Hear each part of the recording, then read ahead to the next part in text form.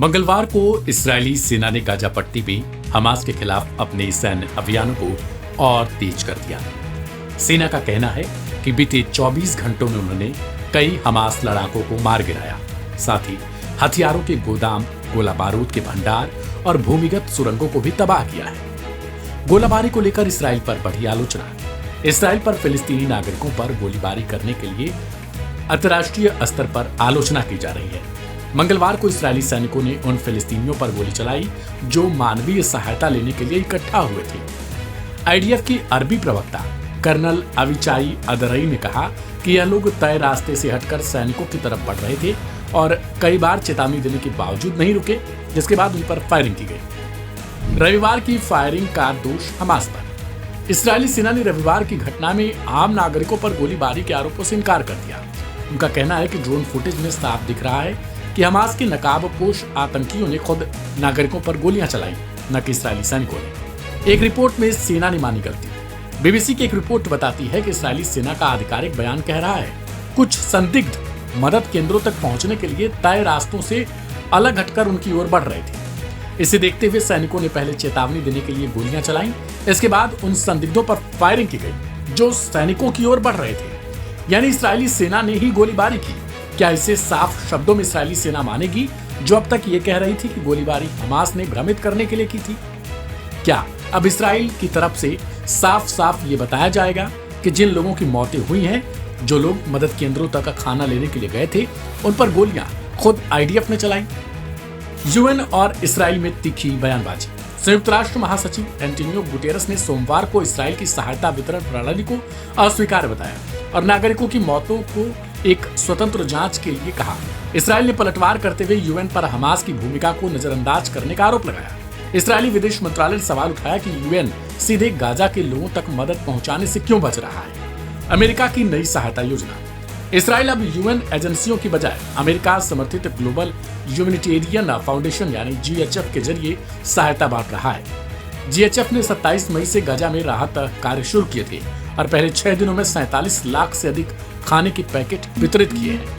IDF के operations में तेजी। आईडीएफ ने बताया कि हाल ही में एक ऑपरेशन में उन्होंने एक हथियार डिपो के पास मौजूद हमास के लड़ाकों को निशाना बनाया, जिसके बाद हुए कई धमाकों से साबित हुआ है कि वहां भारी मात्रा में विस्फोटक जमा थे। एक अन्य अभियान में इस्राएली सैनिकों ने हमास के एक कंपाउंड को नष्ट किया, जिसमें घातक विस्फोटक उपकरण यानी आईडीज और हमले की तैयारी की जगहें थी। इसके अलावा इस्राएली वायुसेना के जेट विमानों ने भी कई हवाई हमले किए, जिनमें सुरंग नेटवर्क, सैन्य ढांचे और जमीन पर मौजूद लड़ाकों को निशाना बनाने का दावा किया।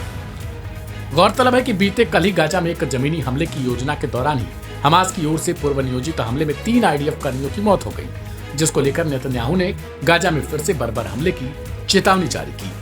फिलहाल इस रिपोर्ट को लेकर आपकी क्या प्रतिक्रिया है, कमेंट बॉक्स में जरूर लिखें।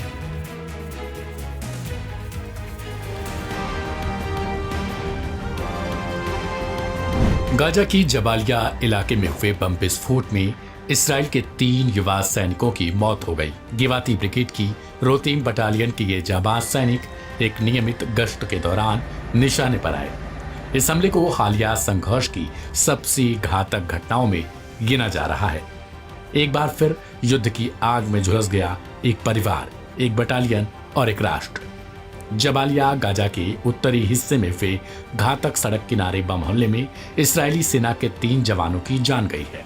हमले की जिम्मेदारी फिलहाल किसी संगठन ने नहीं ली है, लेकिन कहा जा रहा है कि यह स्पष्ट रूप से एक सुनियोजित हमला था, जिसे हमास की तरफ से बिछाए गए जाल के रूप में देखा जा रहा है। गौरतलब है कि इसराइल की तरफ से लगातार गाजा में बमबारी की जा रही थी, जिसमें हजारों बच्चों समेत महिलाओं की जान जा रही थी।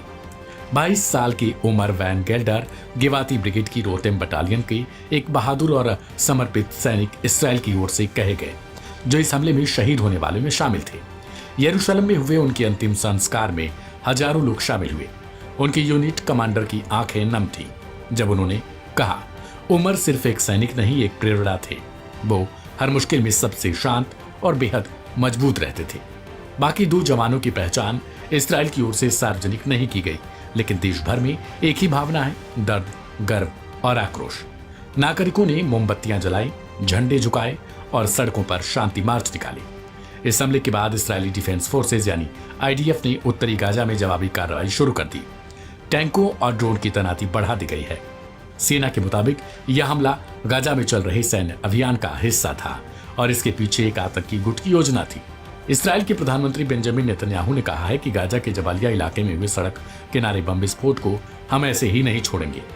उन्होंने इसे हमारी न्यायपूर्ण लड़ाई में दिल दहला देने वाली कीमत बताया और शहीदों के परिवारों के प्रति संवेदना व्यक्त की। नेतन्याहू ने अपने बयान में कहा, हमारे सैनिकों की शहादत ने हमारे दिलों को तोड़ दिया है, लेकिन हम अपनी लड़ाई जारी रखेंगे। इसराइल हमास के सैन्य और सरकारी ढांचे को नष्ट करने, सभी बंधकों को मुक्त करने और गजा को इसराइल के लिए खतरे से मुक्त करने तक अपनी लड़ाई जारी रखेगा। शहीदों की शहादत व्यर्थ नहीं जाएगी और इसराइल अपनी लड़ाई जारी रखेगा। इससे पहले जब गाजा में 8 इस्राएली सैनिकों की शहादत हुई थी, तब भी नेतन्याहू ने कहा था, हमारी न्यायपूर्ण लड़ाई में दिल दहला देने वाली कीमत चुकानी पड़ी है। उन्होंने शहीदों के परिवार के प्रति संवेदना व्यक्त की और कहा कि इसराइल अपनी लड़ाई जारी रखेगा। नेतन्याहू के ये बयान इसराइल की दृढ़ता और हमास के खिलाफ उसकी प्रतिबद्धता को दर्शाते हैं। हालांकि इन बयानों की आलोचना भी की गई है। विशेष रूप से विपक्षी नेता यायर लापिड ने आरोप लगाया कि प्रधानमंत्री राष्ट्रीय एकता के बजाय राजनीतिक लाभ को प्राथमिकता दे रहे हैं।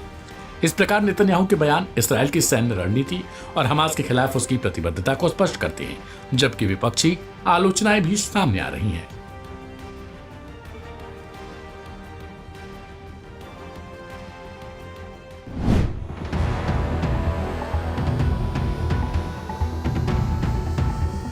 ईरान के परमाणु कार्यक्रम को लेकर IAEA की एक रिपोर्ट ने इसराइल और अमेरिका को मुसीबत में डाल दिया है।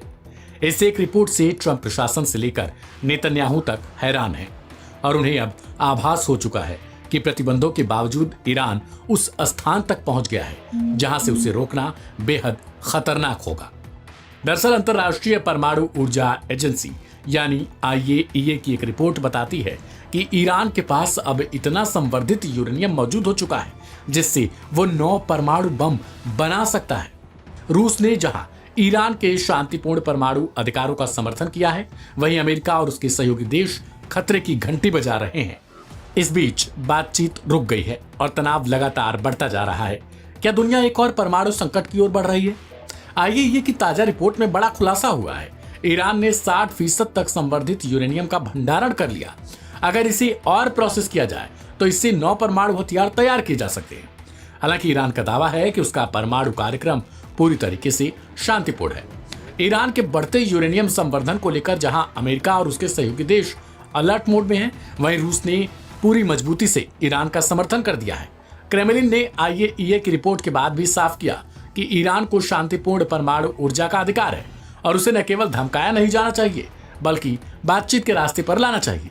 ऐसे में रूस का यह स्टैंड क्या वाकई मध्यस्थता की कोशिश समझी जाए या फिर वैश्विक शक्ति संतुलन में एक नई चाल? रूस ने अमेरिका की चिंताओं को सिरे से खारिज करते हुए कहा है कि ईरान का इरादा परमाणु बम बनाने का नहीं। क्रेमलिन प्रवक्ता दिमित्री पेस्कोव ने दो टूक कहा है, ईरान का परमाणु कार्यक्रम पूरी तरीके से शांतिपूर्ण उद्देश्यों के लिए है।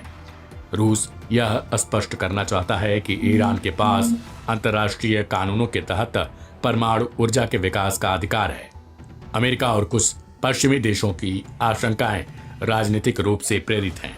हमें कोई संकेत नहीं मिला है कि ईरान परमाणु हथियार विकसित करना चाहता है। हमें इस मुद्दे को बिना उकसावे की बातचीत और कूटनीति से हल करना चाहिए। अमेरिकी राष्ट्रपति डोनाल्ड ट्रंप ने एक बार फिर से कहा है कि ईरान को यूरेनियम संवर्धन की इजाजत नहीं मिलनी चाहिए। ट्रंप का दो टूक संदेश, ईरान को कभी भी परमाणु हथियार नहीं मिल सकते।